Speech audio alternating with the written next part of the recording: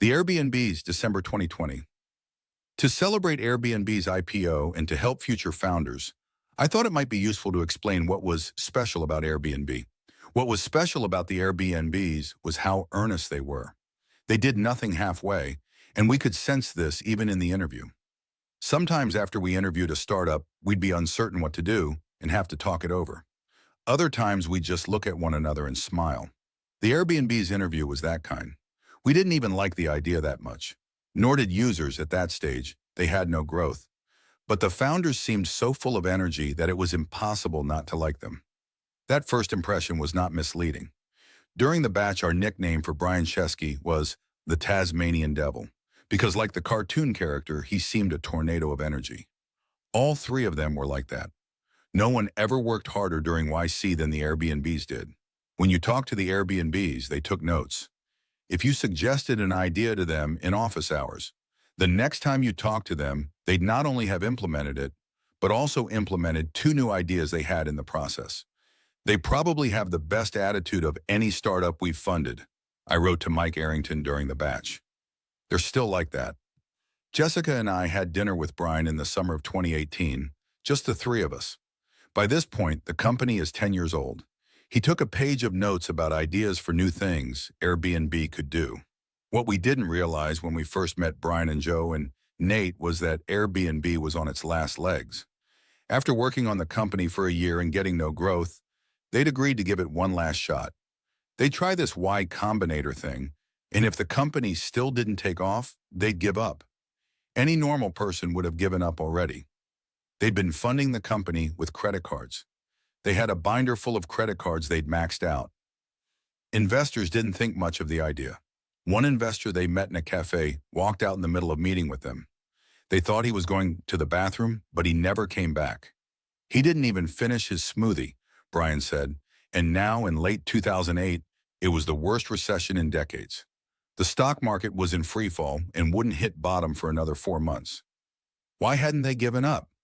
This is a useful question to ask. People, like matter, reveal their nature under extreme conditions. One thing that's clear is that they weren't doing this just for the money.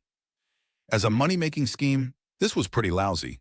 A year's work and all they had to show for it was a binder full of maxed-out credit cards. So why were they still working on this startup? Because of the experience they'd had as the first hosts.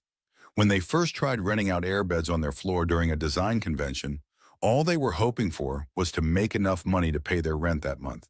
But something surprising happened. They enjoyed having those first 3 guests staying with them, and the guests enjoyed it too.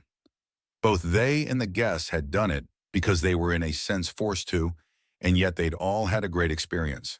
Clearly, there was something new here.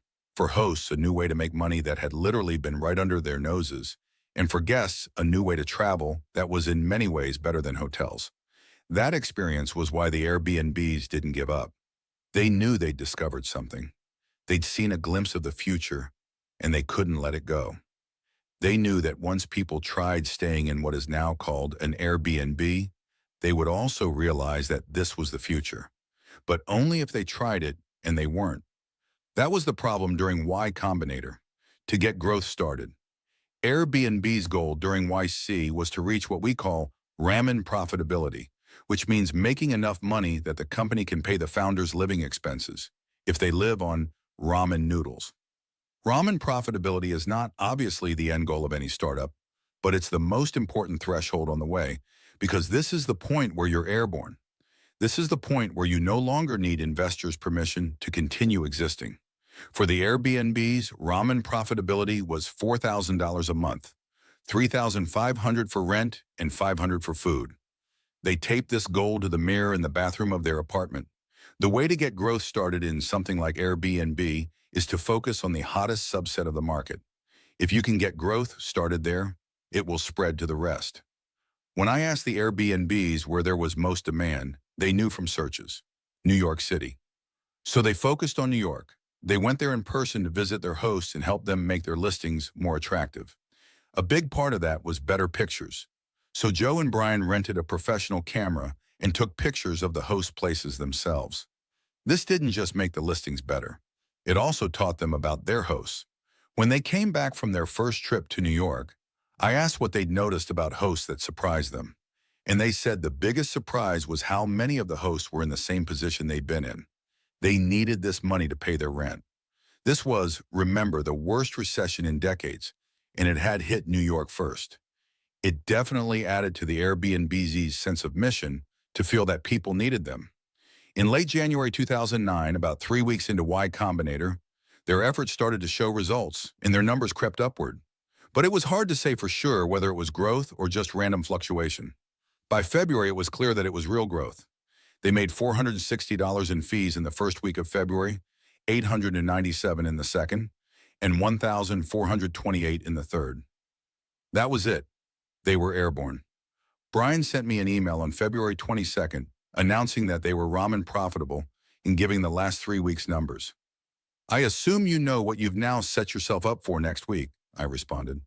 Brian's reply was 7 words: we are not going to slow down.